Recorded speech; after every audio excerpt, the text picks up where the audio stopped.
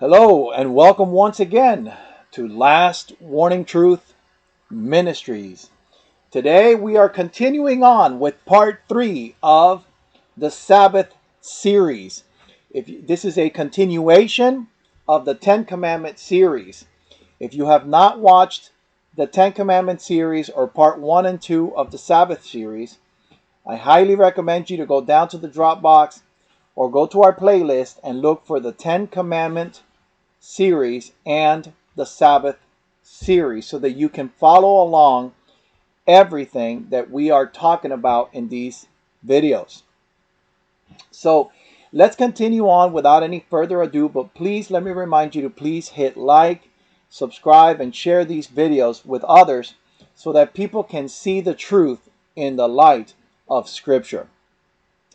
So my brothers and sisters, without any further ado, let's dive right into the Sabbath series part 3. And as you all know, we have been following pretty much a question and answer format as we have been making these videos, whether it was the Ten Commandment series or the Sabbath series. So we're going to continue on with our next question in our part 3 series of the Sabbath. And the question is, did Yahushua break the Sabbath? This is a timely question because many people accuse Yahushua of breaking the Sabbath. And not only did the Pharisees, the scribes and Pharisees accuse Yahushua of breaking the Sabbath, but also today, the believers of today accuse Yahushua of breaking the Sabbath. So basically, the believers of today are no different than the scribes and the Pharisees of Yahushua's time, because they have both jumped in the bandwagon and they accuse Yahushua of breaking the Sabbath. Now, this is a tricky question. Did Yahushua break the Sabbath? Well, you're going to be probably pretty shocked to find out the answer. The answer is, yes, he did break the Sabbath according to the traditions of men. But no, he did not break the Sabbath according to the Torah and the law of Yahuwah in Scripture. Did you catch what I just said? I'll repeat it again. Did Yahushua break the Sabbath? Yes, according to the traditions of men. And what do I mean by traditions of men?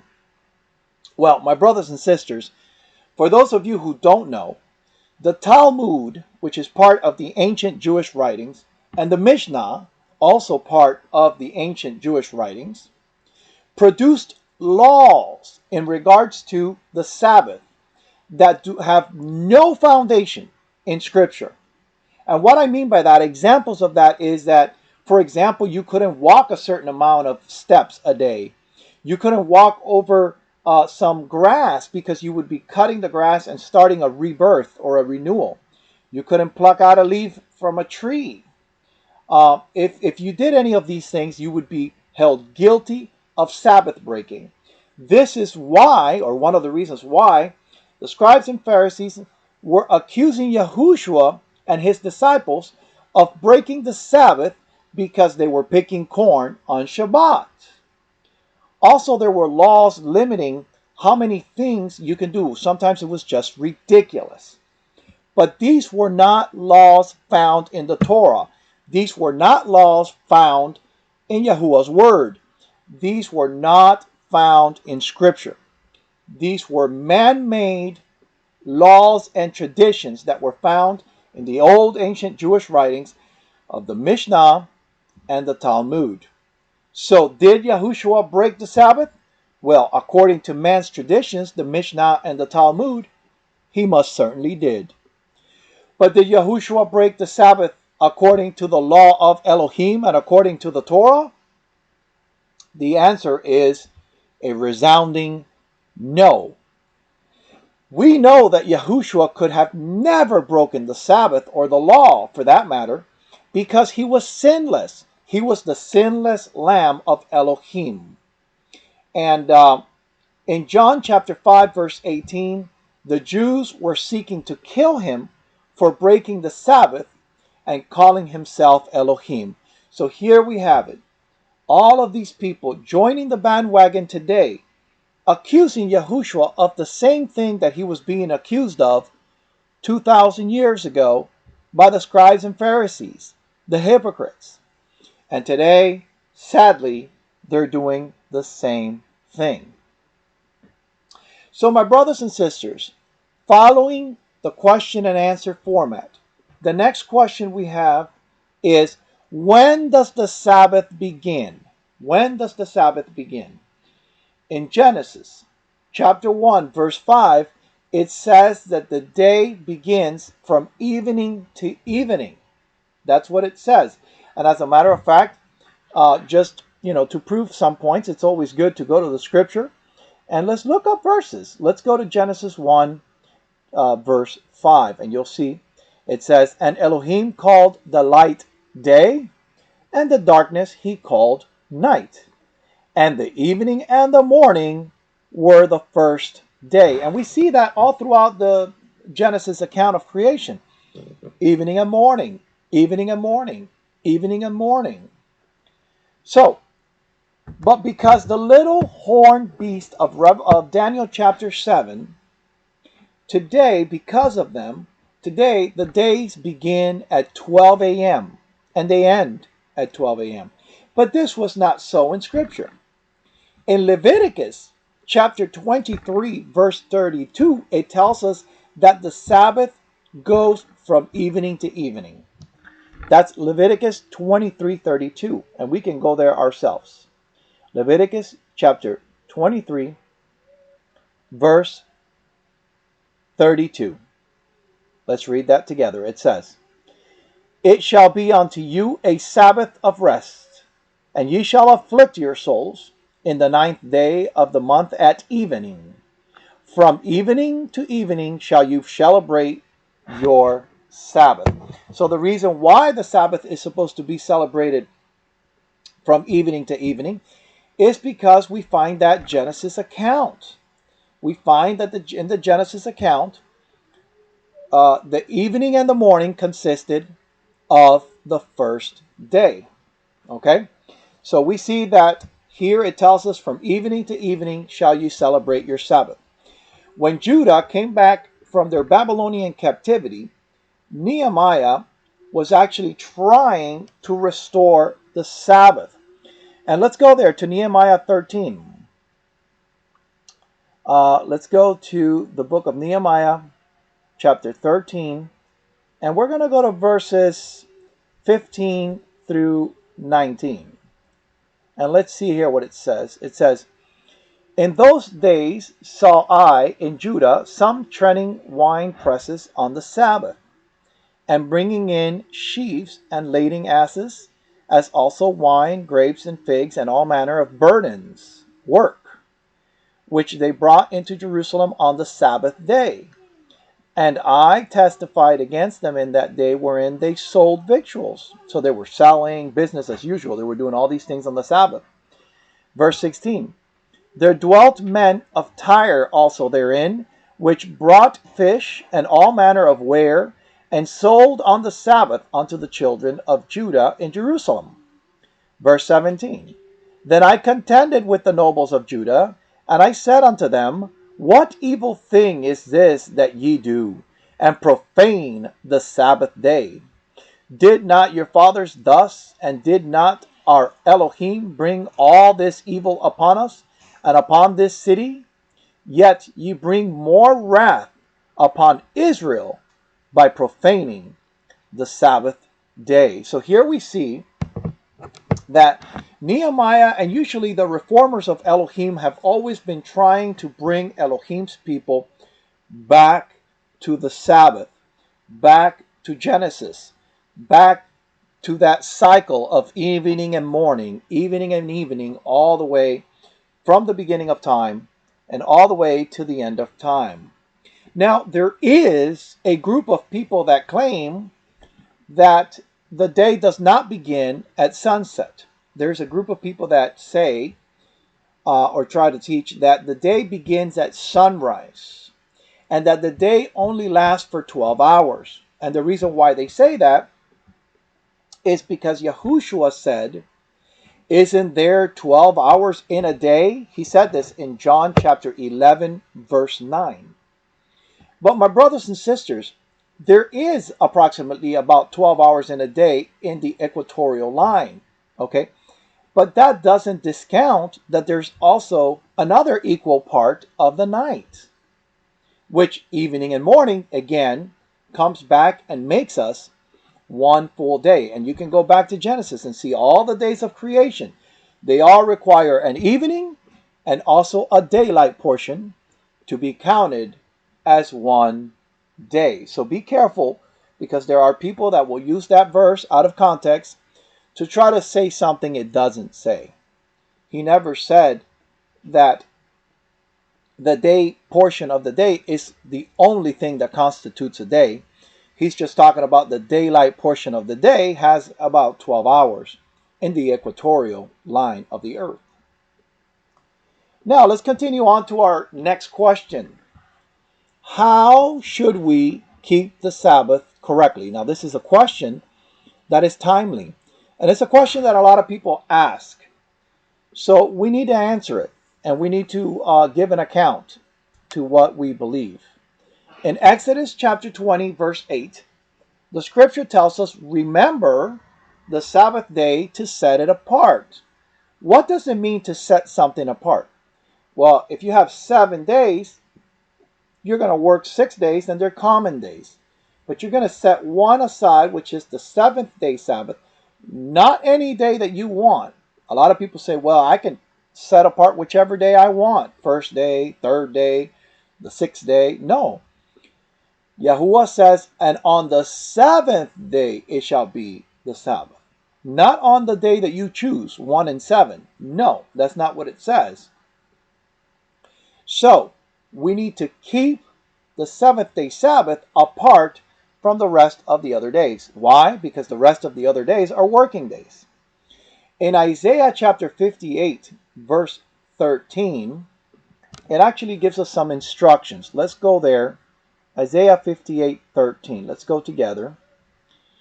Isaiah chapter 58, verse 13. It says, if you turn away thy foot from the Sabbath, from doing your own pleasure on my set apart day, and call the Sabbath a delight, the separated one, or Kodesh one of Elohim, honorable, and thou shalt honor him, not doing thine own ways, nor finding thine own pleasure, nor speaking thine own words, then shall thou delight thyself in Elohim, and I will cause thee to ride upon the high places of the earth, and feed thee with the heritage of Jacob thy father, for the mouth of Elohim Yahuwah has spoken it. So here we see that the instruction is, take your foot from off the Sabbath day. Not speaking your own words, doing your own pleasures, doing your own ways. This is Yahuwah's day. This is the day that we are supposed to be in communion with Yahushua, doing his work, visiting the sick, visiting those in jail, giving a phone call, a scripture study, something that pertains to Elohim, studying his word. All of these things are part of how we keep the Sabbath. Now, the scripture tells us in the book of Exodus, chapter 35, verse 3, and we're going to go there together because I want to make a point here. In Exodus chapter 35, verse 3, the scripture tells us, ye shall kindle no fire throughout your habitations upon the Sabbath day. Now, a lot of people have taken this verse and they've ran with it. And they try to make something, it tries to make the scripture say something that it does not say. The scripture tells us not to add to the word, because he will add the plagues of the word to our lives. And he tells us not to deduct from the word, because he will deduct our names from the book of life. So, given that warning, let's not add to this verse and let's not take away from it. Let's see what it says and let's really listen. It says, Ye shall kindle no fire throughout your habitations upon the Sabbath day. Now, a lot of people say, well, what if I have a gas stove? I can't heat up my food on the Sabbath. Or what if I have a gas heater? I cannot heat up my water so I can shower on the Sabbath. Is this what the verse is really saying? My brothers and sisters, keep it in context. Let's read it again. The command is, ye shall not kindle. Key word there, kindle. Now, what is kindle? Kindle requires a lot of work to kindle a fire. To kindle means you have to go to the woods, pick out the wood, cut and chop the wood, and also you have to get some fire starter, some tinder, and then you have to bring it all together. You have to start setting it all apart, putting the fire starter, then the bigger twigs, then the bigger sticks, then the big ones on top. And then it requires effort to, back then they had to, to start a fire was not just so easily like today that we have just a match or something like that. It's not talking about just striking a match. Kindling a fire required a lot of work, a lot of work. And then finally, once you had the fire going, just blow on it and stuff like that till it eventually would catch. So this type of work, this type of fire, to kindle a fire required kindling. Kindling was a process. It was a job. It was a work. And actually, there are accounts in Scripture. There was an account of a man also that was killed. Okay, he was Yahuwah instructed Moses to kill him because he was basically caught trying to kindle a fire. He was going out to pick out firewood and stuff like that on the Sabbath, which required working with an axe, cutting things down and stuff. This is not the day for that stuff. You want to kindle a fire, do it before the Sabbath. Now, it's talking about kindling a fire. It does not mean you cannot have a fire. We understand that in the temple there was a fire every day. It was an eternal fire, a perpetual fire. And there was fire always. So does it mean you cannot have a fire? No.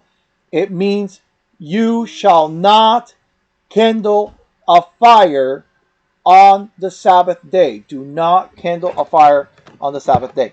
Does not mean you are not supposed to have a fire, period. That's not what the verse is saying. It doesn't say have no fire on the Sabbath day. It doesn't say that. It says do not kindle that work, that process, that job to kindle a fire on the Sabbath day. We aren't supposed to cook full meals on the Sabbath. This should be done on the day of preparation. Let's go to Mark chapter 15 verse 42. Let's go to Mark chapter 15 and verse 42. The scripture says, "And now when the evening has come, because it was the preparation, that is, the day before the Sabbath." So what is the day before the Sabbath? It is called the day of preparation. It is a day when you prepare your food. It is a day when you prepare your clothes. It is a day when you fill your gas tank in your car. It is a day when you do all of these things because it is the day of preparation. So question, how then did Yahushua heal on the Sabbath day? So can you perform these good works on the Sabbath day? Can you do some good work on the Sabbath day? Well, to answer that, we're going to go to a couple of verses. First, we're going to go to Mark chapter 3. Let's go to Mark chapter 3, and we're going to read verses 4 and 5. It says, "And he said unto them, Is it lawful to do good on the Sabbath days, or to do evil? To save a life, or to kill? But they held their shalom. And when he had looked round about on them with anger, being grieved for the hardness of their hearts, he said unto the man, Stretch forth your hand. And he stretched it out, and his hand was fully restored, just as the other." So we see that Yahushua was healing, performing works of good on the Sabbath. We can do the same. We can help and heal. And if somebody's broken down in the middle of the street on the Sabbath, and you have to get down and work and change their tire, that's absolutely okay, because you're healing, you're helping somebody on the Sabbath day. You're not doing it for filthy lucre or for money. You're not working for money. You're actually doing a good deed on the Sabbath. Let's go to Matthew chapter 12, verse 12. So we can further illustrate this point. It says, "How much then is a man better than a sheep? Wherefore it is lawful to do well on the Sabbath day." So basically here the incident was about, if an animal falls on the ditch, are you going to let him die because it's Sabbath and you can't work and get that animal out of the ditch? That's inhumane. That's not what Yahuwah wants. He does not want atonement. He wants unmerited favor. And that's what the scripture tells us. Now, let's go to Exodus 16:23 to further illustrate this point here about the day of preparation and what we should and shouldn't do. In Exodus chapter 16, verse 23, it says, "And he said unto them, This is that which Elohim has said. Tomorrow is the rest of the Kodesh set apart Sabbath unto Yahuwah. Bake what you will bake today, and seethe what you will seethe today. And that which remaineth over, lay up for you to be kept until the morning." So on the preparation day, you cook, you seethe, you boil, you do whatever you got to do. Then on the Sabbath day, you keep it Kodesh, or set apart. You rest on the Sabbath day. I hope this is being very apparent to you guys, that the scripture tells us basically how to keep the Sabbath. Okay. A lot of people ask me, well, can we watch television on the Sabbath? Well, if it's a secular television program, no. If you're watching a documentary about the Sabbath, yes. If you're doing something that pertains to Elohim, to increase your knowledge of Him or something, why not? Absolutely. But if you're going to use it for other means, then definitely that's not a good day to do that. Now, some people believe in a lunar Sabbath, and I'm sure most of you have probably come across somebody that tells you that the Sabbath should be kept according to the lunisolar calendar and not counting every 7 days. Now remember, the Battle of Armageddon will be primarily over worship. Who do you worship? Do you worship Elohim, creator of heaven and earth, on the Sabbath? Or do you worship the beast on the first day of the week? Or on the other pagan celebrated holidays of this world? So the Battle of Armageddon will be over worship. So it is important for us to keep the Sabbath correctly, because it is the day that sets us apart to worship the Creator. Now, these people that believe in the lunar Sabbath believe that the Sabbath is on the 8th day of their calendar. Okay? They calculate it this way. They say the first day of the month is the new moon, then followed by 6 working days, right? And then the next day would be the 7th day Sabbath. But did you notice there's a problem there? Okay? The scripture tells us very clearly, very, very clearly, that you shall work 6 days and rest 1 on the Sabbath. But did you notice here on the 8th day, you have 1 new moon that they don't count as part of the weekly cycle. Then you have 6 days of working, and then you have 7 days. So that means you just worked or went 7 days without doing any, or working or doing whatever, and then 1 Sabbath on the 8th day. That goes completely against the commandment of Yahuwah. My brothers and sisters, one doesn't need to look any further on this lunar Sabbath theory. But we can keep looking at more problems. Another problem is that they tell us that we should keep the seventh day according to the moon. So the first new moon, and then 6 days, and then the eighth day. So that's the first problem. Second problem is that the moon was not created till day number 4. So if the day was created on day number 4 and Yahushua rested on the 7th day, which was 3 days later, then he rested on the 3rd day after the moon. The moon cannot be used to calculate the 7th day Sabbath. Yes, it's calculated to keep and to calculate the rest of the Moedims, the other Shabbats of the year, absolutely. But the 7th day Sabbath is a whole different Sabbath in its own. Okay? And this is why it's placed in the 10 Commandments. It is calculated completely different. It is a 6-day, 7th day cycle that is perpetual. It is continual. So, the moon was created on day 4. Then Yahuwah would have rested on the 3rd day after the moon, not the 7th or the 8th, as they claim. Now, there's also many more problems with the lunar Sabbath theory. They have the problem of counting to Pentecost. If you go in the Torah, it was 7 times 7, 7 days times 7, or the 7th day Sabbath times 7 was 49 days. And then on the 50th day was Pentecost. But on a lunar solar calendar, if you were to map it out, it would take you 52 to 54 days to get to Pentecost according to the new moon and according to the non-days that they also do not count in their calendar. They don't count the new moons, and they don't count the non-days. The non-days are just days that the moon hasn't become visible yet. So they say you don't count those as part of the 7th day Sabbath. So if you have a new moon and a non-day, then 6 days of work, and then the Sabbath, that means you rested on the 9th day of the week. This is not what the scripture commands us to do.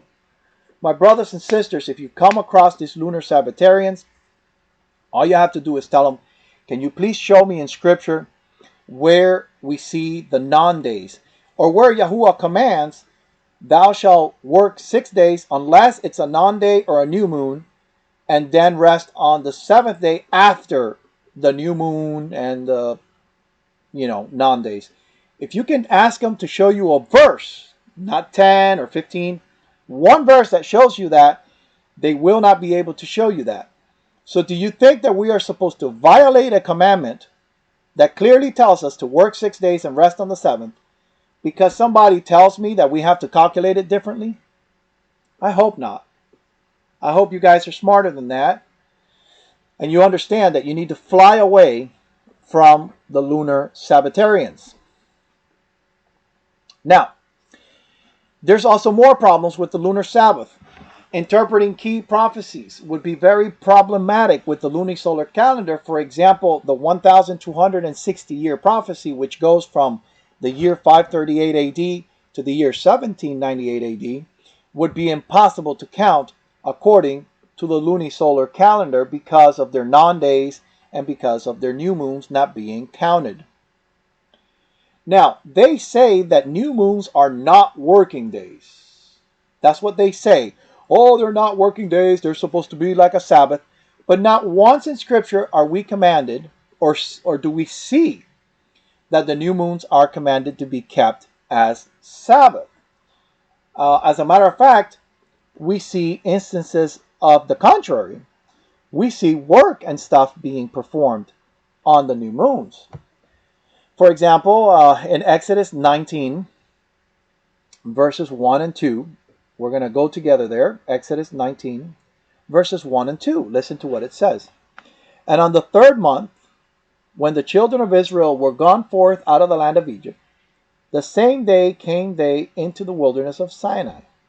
For they were departed from Rephidim, and were come to the desert of Sinai, and had pitched in the wilderness, and there Israel camped before the mount.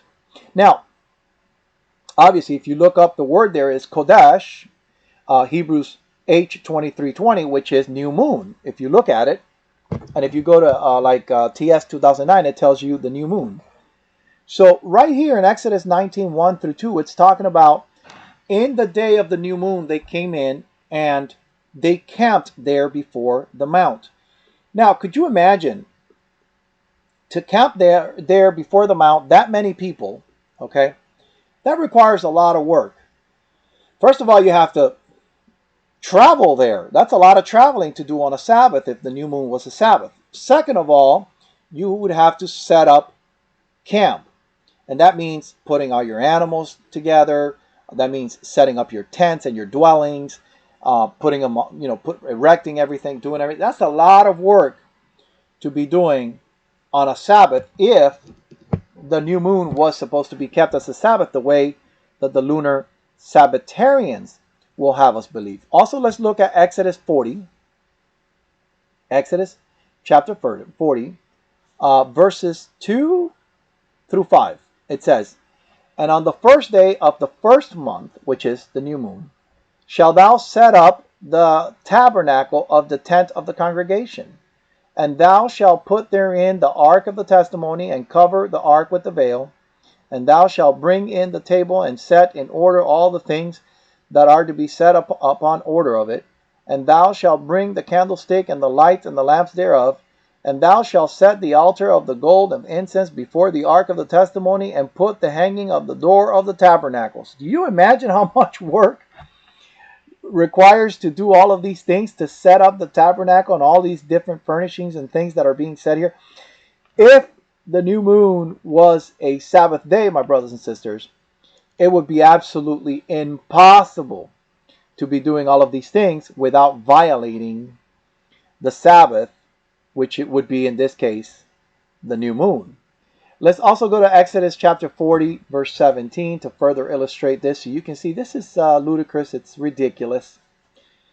But Exodus 40, 17, it says, "And it came to pass in the first month, in the second year, on the first day of the month," which is the new moon, "that the tabernacle was raised up." Again, we see evidence of them working over and over again. These are big tasks that are being done on the Sabbath day, my brothers and sisters, showing us without a shadow of a doubt that the new moons were not Sabbath. Okay? The only new moon that you find in the whole entire scripture that was a Sabbath day was the seventh new moon, which fell on Yom Teruah, which is the Feast of Trumpets. In Leviticus chapter 23, verse 24, we find that. Leviticus chapter 23, verse 24, it says, "Speak unto the children of Israel, saying that in the seventh month, on the first day of the month, shall be a Sabbath, a memorial of blowing of trumpets, a Kodesh convocation." So the only new moon that was a Sabbath prescribed by Elohim was on Yom Teruah, which is the Feast of Trumpets. Keep in mind that Leviticus chapter 23 mentions all the feasts, including the seventh-day Sabbath. But the new moons are excluded from that list. Do you know why? Because the new moons were not Sabbath. The only new moon that was a Sabbath was the new moon of the seventh month, which was the day of Yom Teruah, which was the Feast of Trumpets, my brothers and sisters. Now, there are so many more errors in regards to the lunar Sabbath. For example, how to calculate the Sabbath using the manna. So the manna fell for 6 days, and on the sixth day, they would have a double portion so that they can have enough for the Sabbath. They couldn't do that on any other day because the bread would go bad. But Yahuwah allowed the Israelites to pick up a double portion on the sixth day so that the seventh day Sabbath, they wouldn't have to go out and pick up the bread and work on the Sabbath. But yet, according to the lunar Sabbath, if the new moon is a day that's not counted in the weekly cycle, and let's say you had a non-day that month, that's 2 days, plus the 6 days of work, plus the seventh day, that means you would keep the Sabbath on the ninth day, but you would have 2 days, the new moon and the non-day, that you would leave the people starving. You would leave the people without eating for 2 days, and this included women and children. Do you think this is something that Yahuwah would do that on a mass scale and just leave everybody without food? My brothers and sisters, this whole lunar Sabbath thing is a ludicrous idea. It is a satanic version of the Sabbath to confuse many people. And sadly, those who don't know their scriptures are falling victim to this false satanic Sabbath. We know that Yahushua told us in Matthew chapter 12, verse 8, that he is the master, the Elohim of the Sabbath. He told us how to keep it in Exodus chapter 20, verses 8 through 11. He told us what preparation day was like and what we were supposed to be doing and not doing. All right, let's move forward. Let's move forward because we don't want to make this video too lengthy. We're going to ask another question, as we have been asking the question and answer format. And this is a question that we've covered already in another video, but I'm bringing it up again because I want to make a certain point. The question is, do we find the Sabbath in the New Testament and after the death of Yahushua? That is the question. And I think most of you know the answer to that already. We're going to go to the book of Hebrews chapter 4. We're going to go Hebrews chapter 4, verse 9 and through 11. It says, "There remaineth therefore a Sabbath rest for the people of Elohim.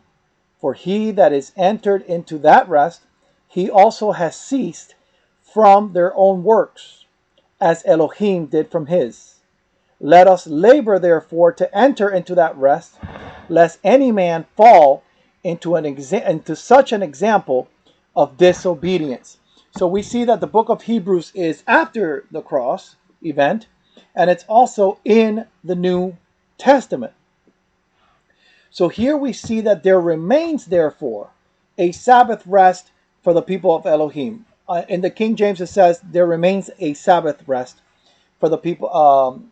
If there remains a rest for the people of Elohim. But if you go to the NIV, or if you go to TS 2009, or if you go to the original word, it tells you a Sabbath rest for the people of Elohim. So that's the word that's being there used, definitely referring to the Sabbath that Yahuwah rested on in the Sabbath day. So we find that commandment in the New Testament, and obviously after the event of the stake, after his death. Some people say that we no longer need to keep the Sabbath because Sabbath breaking was punishable by death under a Yaocracy back in the olden days, and we can find this in Exodus chapter 31, verse 14. But since we are no longer under a Yaocracy, in other words, where Yahuwah is the one that actually governs the nation, their reasoning is that since we're no longer under a Yaocracy, we aren't obligated to keep the Sabbath anymore. But by that logic, we should then stop keeping almost all the commandments, because they were all punishable by death if you would break them. We're not going to get into every single verse, but I am going to explain them here. For example, in Exodus chapter 22, verse 20, it says that if you have another Elohim, you would be punished by death. Leviticus 24, verse 16 tells us that if you take the Father's name in vain, you should be also stoned to death. Leviticus chapter 24, verse 16 tells us that if you take, Leviticus chapter 20, verse 9 tells us that if you disrespect your parents, you were also to be killed. Exodus chapter 22, verse 22 also prescribes the punishment of death for stealing. Genesis chapter 9, verse 6 also punishes murder by death. Leviticus chapter 20, verse 1 also tells us that adultery is punishable by death. Acts chapter 5, verses 4 through 5 tells us that lying was also punished by death in the story of Ananias and Sapphira. So in the last days, my brothers and sisters, and we're going to finish with this here, but in the last days, the devil will try to destroy the Sabbath however way he can. Talking about the tribulation of the last days, Yahushua told us in Matthew chapter 24, verse 20, pray that your flight might not be on the winter or on the Sabbath day. Why would Yahushua be worried about the Sabbath during the last days if the Sabbath was done away with at his death event? That by itself should really make you wonder and realize that we have been lied to through the pulpits of this world. And my brothers and sisters, now more than ever, it is time to get our lives right with Yahuwah. It is time that we hunker down, keep his law, keep his Sabbath, not because we can add to our salvation, but because he offers us such a great salvation that out of love we offer him back perfect obedience. We have a lot more material to cover, a lot more ground to cover, but we don't want to make these videos too lengthy so that people don't get bored and we want them to watch them. Please, my brothers and sisters, hit like and subscribe to these videos.